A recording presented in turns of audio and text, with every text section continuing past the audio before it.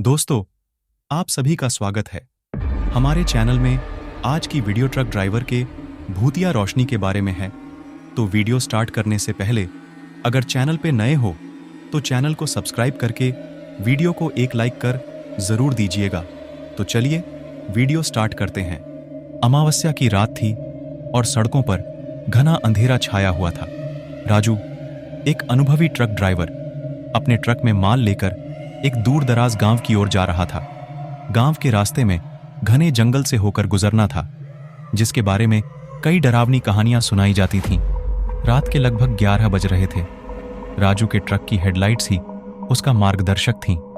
अचानक ट्रक की हेडलाइट्स के आगे एक चमकती हुई रोशनी दिखाई दी। वह रोशनी इतनी तेज थी कि राजू को अपनी आंखों पर यकीन नहीं हो रहा था।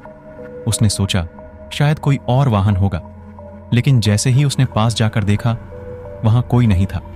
वह रोशनी धीरे धीरे उसके ट्रक की ओर बढ़ रही थी। राजू के रोंगटे खड़े हो गए और उसने ट्रक की गति बढ़ा दी, पर वह रोशनी और तेज हो गई।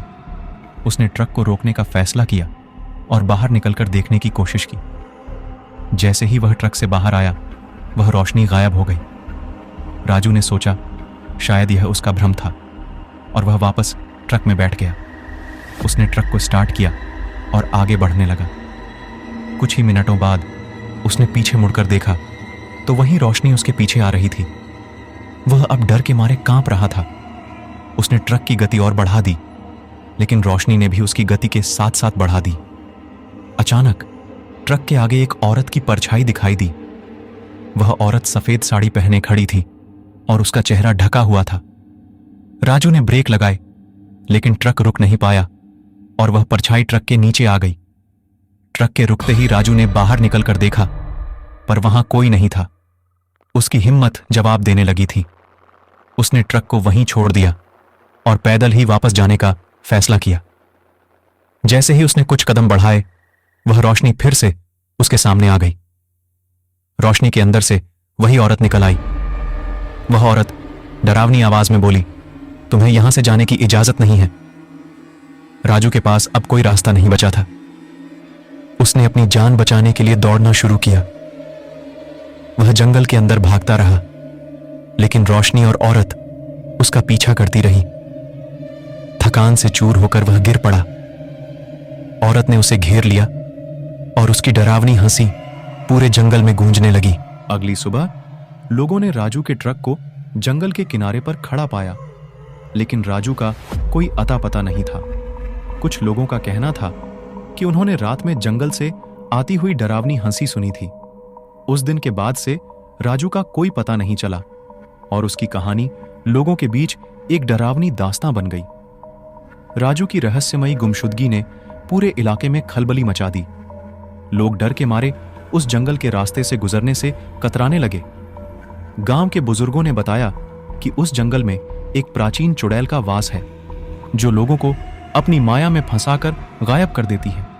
कुछ ही दिन बाद राजू का दोस्त सुरेश, जो एक और ट्रक ड्राइवर था, राजू की गुमशुदगी का पता लगाने का फैसला करता है।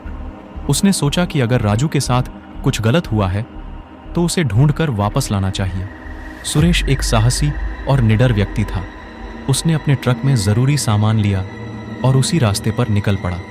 रात का समय हो गया था और सुरेश का ट्रक भी उसी घने जंगल के रास्ते से गुजर रहा था। ट्रक की हेडलाइट्स अंधेरे को चीरती हुई आगे बढ़ रही थीं। अचानक सुरेश को भी वही चमकती हुई रोशनी दिखाई दी जो राजू ने देखी थी। सुरेश ने ट्रक की गति धीमी कर दी और रोशनी का पीछा करने का फैसला किया। जैसे जैसे वह रोशनी के करीब पहुंचा, उसने देखा कि रोशनी एक पुराने मंदिर से आ रही है। मंदिर बहुत ही जर्जर हालत में था और उसके चारों ओर जंगली पौधों ने कब्जा कर लिया था। सुरेश ने ट्रक को रोक दिया और मंदिर के अंदर जाने का फैसला किया। मंदिर के अंदर अंधेरा था। केवल वही चमकती रोशनी थी जो पूरे वातावरण को भयावह बना रही थी। सुरेश ने अपनी टॉर्च निकाली और चारों ओर देखने लगा। अचानक उसकी नजर मंदिर के एक कोने में पड़ी, जहां एक व्यक्ति बेहोश पड़ा हुआ था। जब उसने करीब जाकर देखा तो वह राजू ही था। सुरेश ने राजू को होश में लाने की कोशिश की, लेकिन तभी उसे अपने पीछे किसी की उपस्थिति का एहसास हुआ। उसने मुड़कर देखा तो वहीं सफेद साड़ी पहने औरत खड़ी थी, जिसका चेहरा अब भी ढका हुआ था।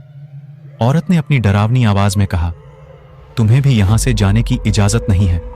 सुरेश ने हिम्मत जुटाकर कहा, हम यहां से जरूर जाएंगे, चाहे कुछ भी हो जाए। औरत ने जोर से हंसना शुरू कर दिया और उसके हंसने की आवाज से पूरा मंदिर गूंज उठा। सुरेश ने राजू को उठाया और मंदिर से बाहर भागने लगा। वह जानता था कि ट्रक तक पहुंचना ही उनकी जान बचा सकता है। जैसे ही वे ट्रक तक पहुंचे, सुरेश ने राजू को अंदर बिठाया और ट्रक स्टार्ट किया। वह औरत अब भी उनका पीछा कर रही थी, लेकिन सुरेश ने हिम्मत नहीं हारी। उसने पूरी ताकत से ट्रक की गति बढ़ा दी और जंगल से बाहर निकलने की कोशिश करने लगा। आखिरकार सुबह के सूरज की पहली किरणें जंगल में फैलने लगीं और वह औरत धीरे धीरे गायब हो गई। सुरेश और राजू ने राहत की सांस ली। वे सुरक्षित गांव तक पहुंच गए और वहां के लोगों को अपनी आप बीती सुनाई। लोगों ने उन दोनों को सम्मानित किया और उस मंदिर को हमेशा के लिए बंद कर दिया। राजू और सुरेश ने वादा किया कि वे अब कभी उस रास्ते पर नहीं जाएंगे। उनकी कहानी ने गांव के लोगों को हमेशा के लिए सिखा दिया कि कभी-कभी अंधविश्वास में भी सच्चाई छिपी होती है। तो दोस्तों, वीडियो यहीं पे एंड होता है।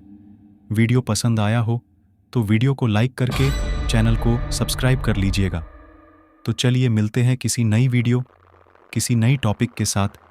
तब तक के लिए सभी को गुड बाय।